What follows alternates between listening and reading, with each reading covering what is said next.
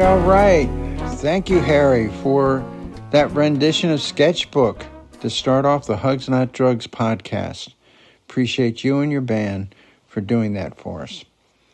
Well, welcome to the Hugs Not Drugs podcast. I'm John Barleycorn with Hugs Not Drugs, another character here. And, of course, we have the ever infamous Dr. Uggs. Say something, Dr. Uggs.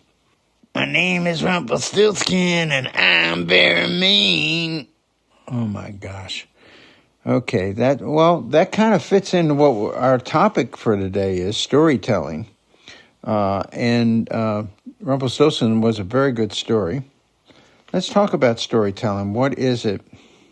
Oh, well, maybe first, why don't we get the commercial out of the way, Dr. Uggs? Go for it. Or Rumpelstiltskin, do this, Rumpelstiltskin, for us. Do the commercial. All right. This program, the Hugs Not Drugs podcast, is sponsored by John Forlenza-Bailey, a real prince, by the way. His book, The Road to Wellness Workbook, and the new book that's out already, I guess, The Transformation of Dr. Uggs. So you can get that at Amazon, and it's out there on ebooks. Just enjoy it. They're good. Transformation of Dr. Uggs is a story, okay, and from a storyteller, and that's who John Forlenza-Bailey is on this one. He's a storyteller.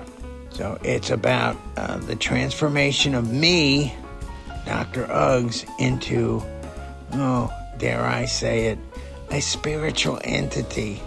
Hugs, not drugs. I turn into that, okay? It's not really what I want to do, but that's what the story's about. And that journey and the support that's needed to continue that journey. Also, John Forlenza-Bailey wrote a workbook about 7-8 years ago called the Road to Wellness Workbook. It's treatment, basically, in a workbook. And you just grab a mentor if you have a substance abuse problem, and you incorporate the reading, the study of it. You process that with a mentor. You do a journal, and you do the exercises in each chapter. And when the mentor says, green lights you to go to the next chapter, you go to the next chapter. You got 4 chapters. One is about the disease concept and 12-step philosophy. The second is relapse prevention. The third is family dynamics. And the fourth is an ongoing self-assessment tool. How you doing? Pretty good. To shorten this up, or to make it even longer, I guess, the Road to Wellness Workbook is designed to provide education, emotional support, and inspiration to persons suffering from addiction. It offers step-by-step lessons to people striving to turn their lives around regarding abstinence, relapse prevention, family dynamics, and self-assessment to continue to discover self by day to day. Recovery's up to you. Mentors help, journals help. You must exchange and surrender destructive behaviors for constructive ways of handling day-to-day stressors or triggers of life. No one deserves to continue to suffer from active addiction. Get better, do the work. Back to you, Barleycorn. Oh, Hugs Not Drugs hasn't even said anything. This is beautiful that he hasn't said anything. Well, why didn't you say something, Huggy? Well, I'm going to let John Barleycorn share this because we do have a very important mystery guest, kind of a ghost. Now, Robert Bly's ghost is going to be here today. Are you kidding me? I sound a little like Robert Bly, don't I? Not really, Dr. Uggs, not really. But back to you, Barleycorn.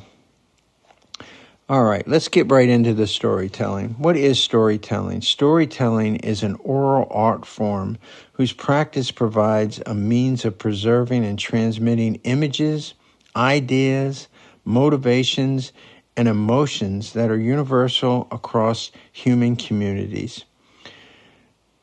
If storytelling be the art we have granted it to be, then should we not accept it as the same terms on which we accept all art?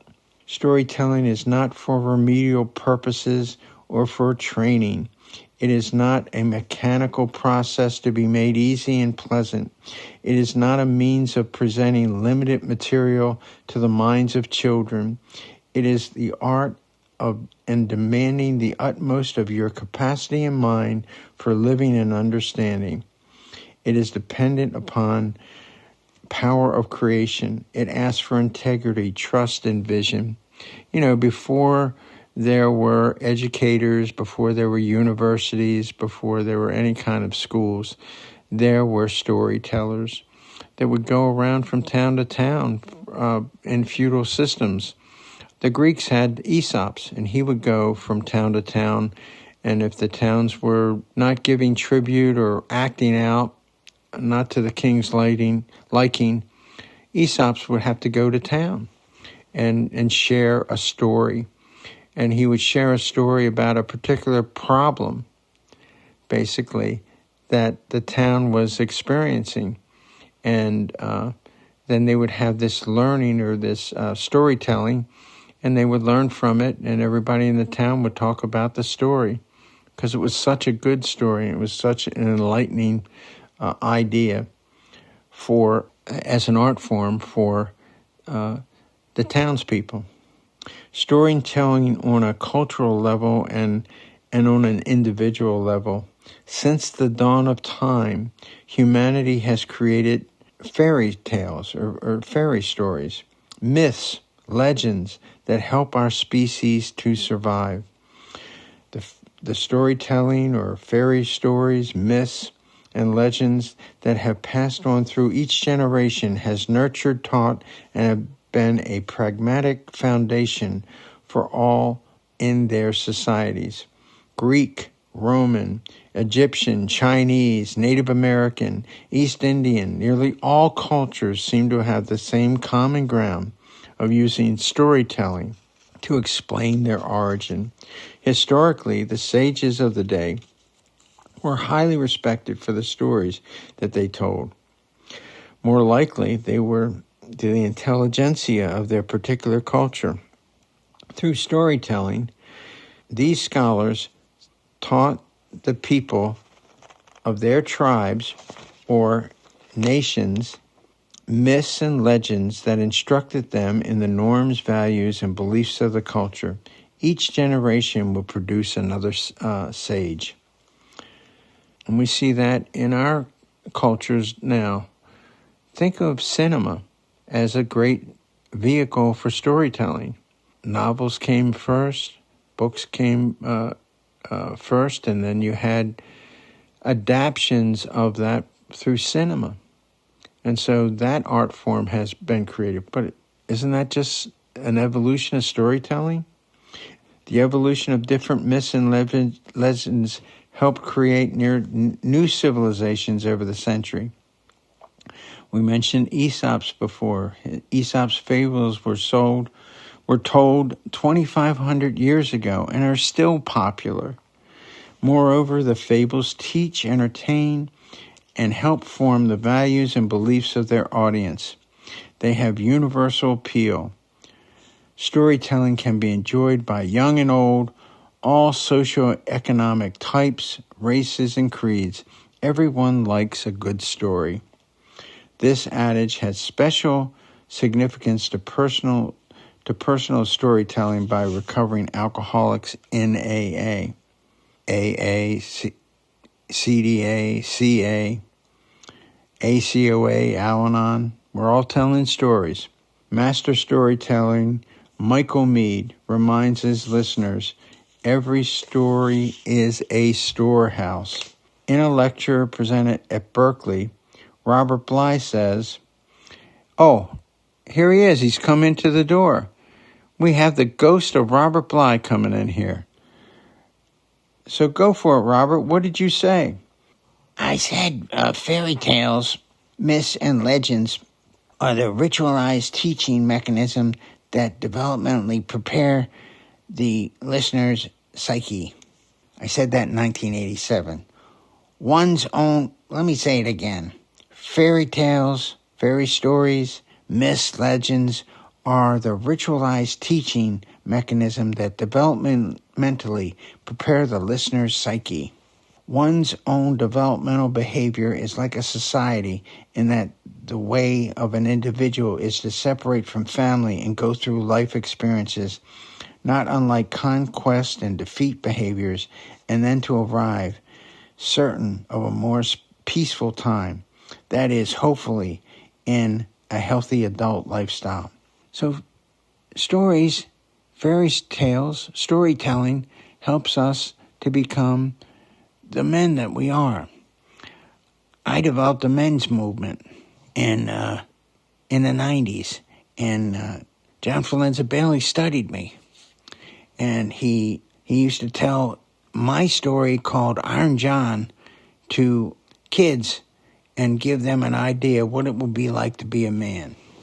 So here's that story. Once upon a time, there was a king and a queen, and the king in this fairy story, this fairy tale, was hungry for game, so he sent his soldiers, 3 of his soldiers, to the north end of the forest. North end signifies, as an artist, darkness. He sent the men to the dark part of the forest, and these 3 men did not come back.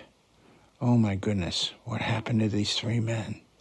So the king sent 6 men out to find the 3 men, and they did not return either. And then he sent 12 men out to find the missing men, and they did not return. So the king declares an edict, a law. Nobody goes in the north end of the forest. It's just not safe to do so. We don't know what's happening to people, but nobody go in there. We don't want to lose anybody else. Years and years later, the king is still the king, 20 years later, and he looks at a man coming in, a man kind of like Gary Cooper or Clint Eastwood or Sylvester Stallone as Rambo, or some, a powerful warrior like, but only one man, one solitary man coming in that knows how to track and hunt and be on his own, a real warrior type. And he comes up and he has a dog with him, and it's just he and his dog walk into town, and he walks into the castle and he says, "Is there anything interesting to do here?" And the king laughs. He says, "Yes, there is, but I would not recommend it. The return rate is not good." The warrior looks at the king with laser eyes and says, "That's the kind of thing, my king, that I'm good at. Give me the task and I will complete it."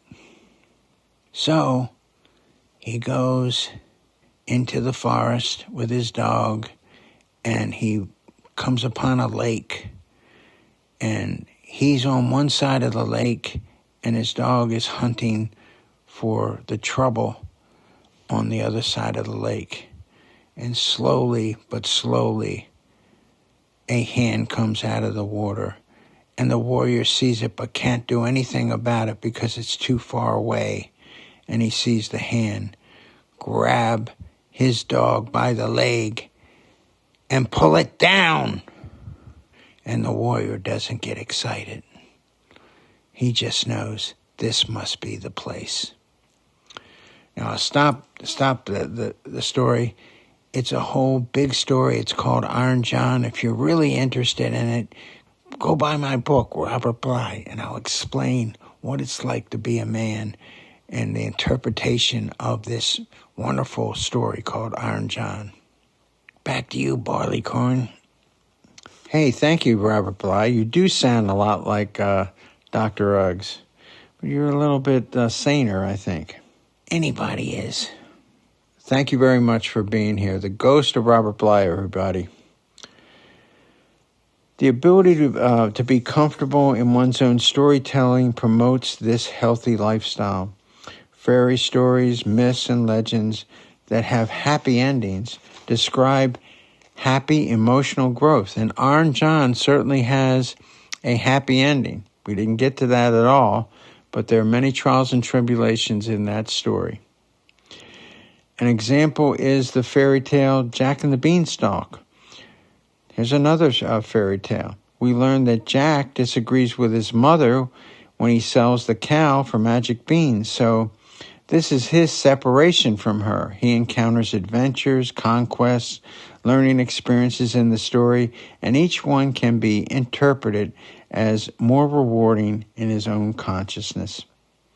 The end of the story has a happy resolution. His life is spared.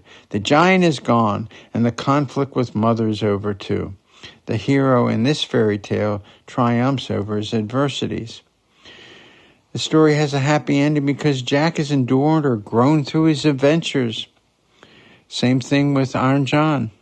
I believe the psychological effect on the listener to such a story as Jack and the Beanstalk can be a vital and positive example in helping establish healthy norms, values, beliefs in areas and choices, develops, and resolving conflicts.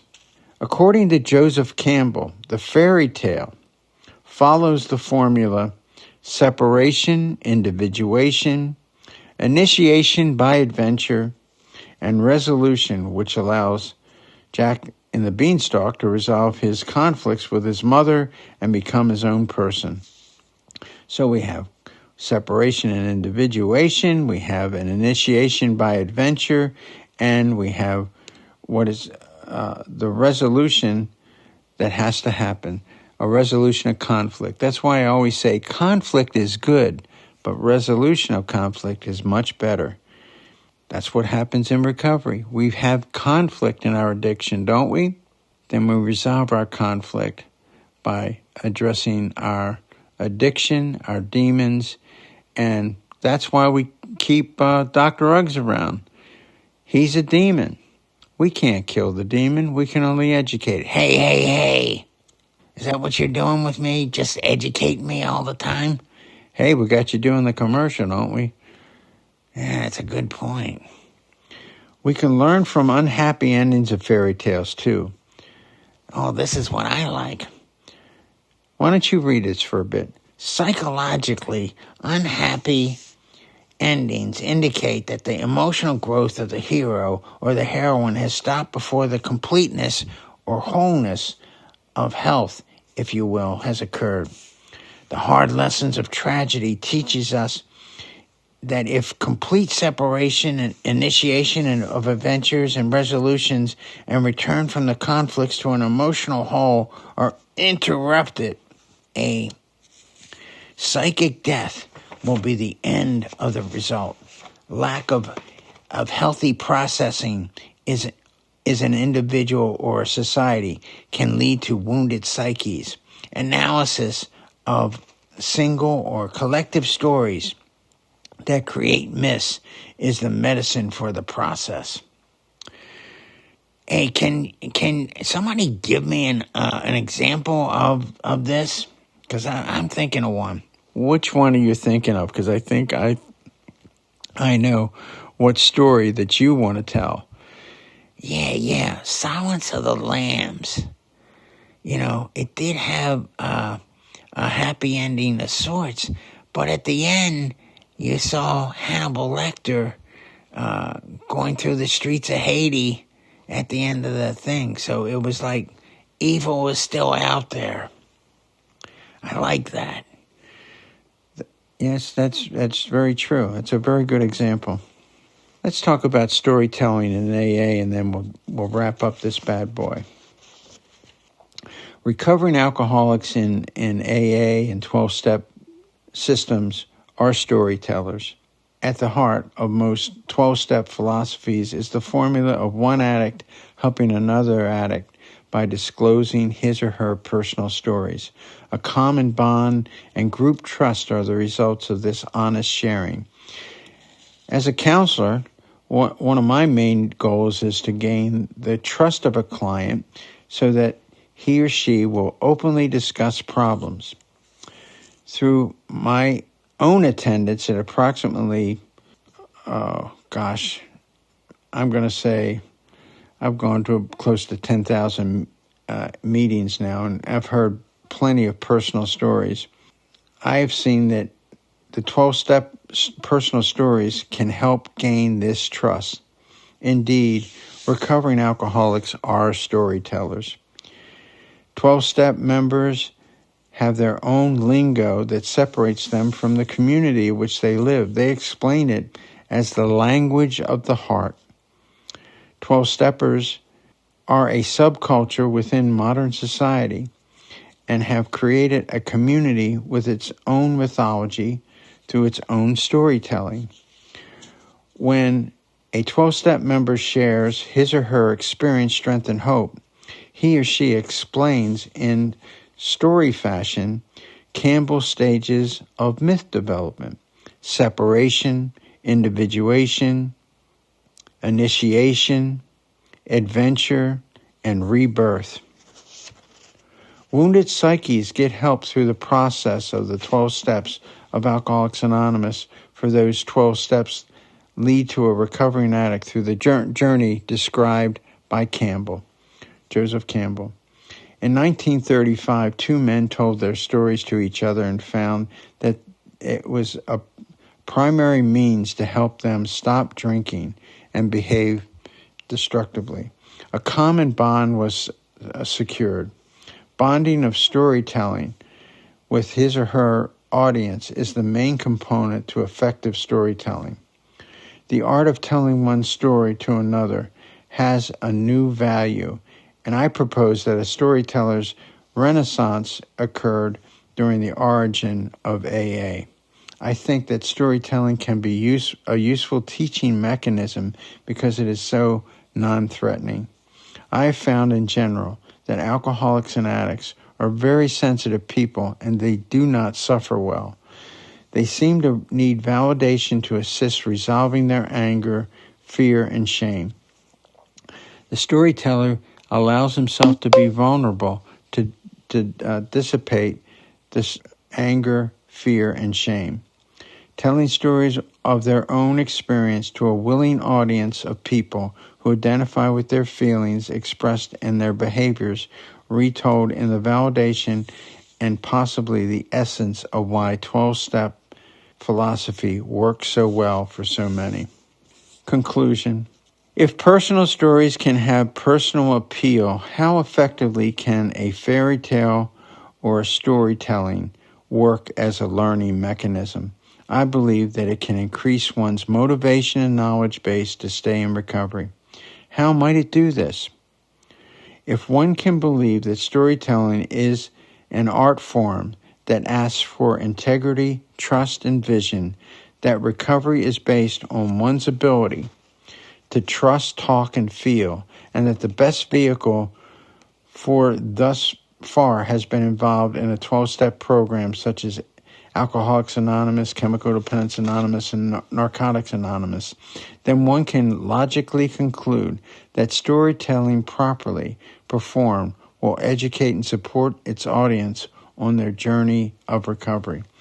I propose that by listening attentively and becoming engaged through the way and process of creative storytelling, the listener will be more able to tell their own stories by hearing and reacting to a fairy tale or a drunkalogue or a story by a recovering person. A client will be desensitized to talk and feel in therapy groups. As a result, the process of recovery will be enhanced.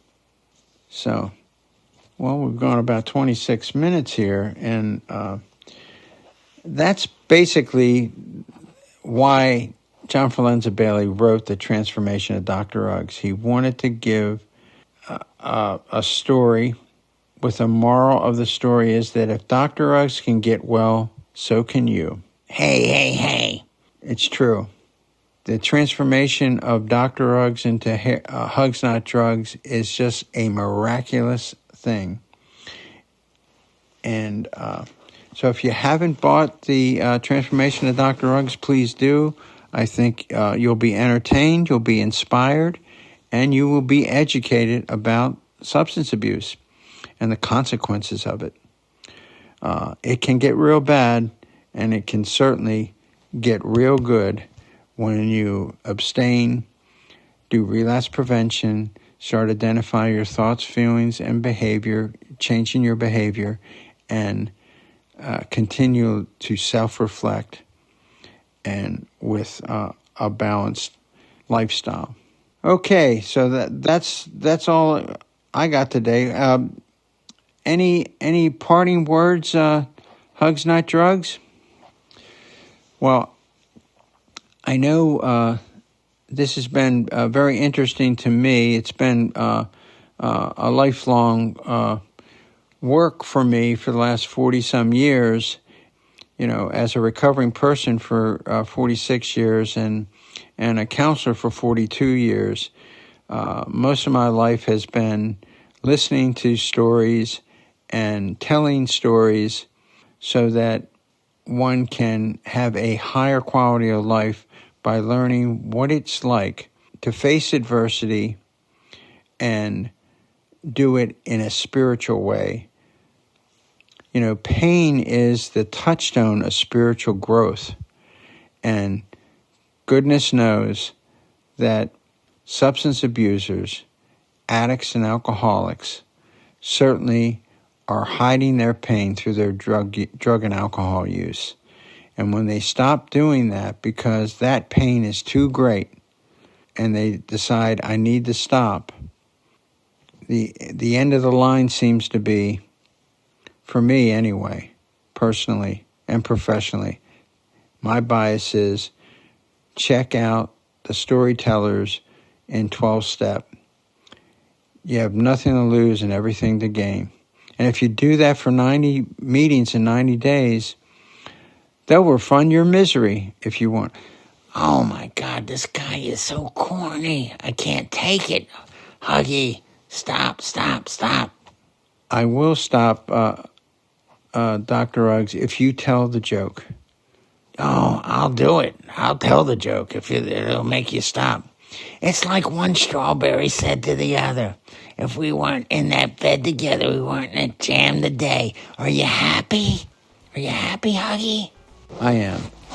Well, that concludes our program, the Hugs Not Drugs podcast for the day. I hope you got something out of it. I know I had a ball doing it. Harry, my son, is going to take us out with the rest of Sketchbook. So go for it, Harry. Peace and love, everybody. Have a great day. Love somebody.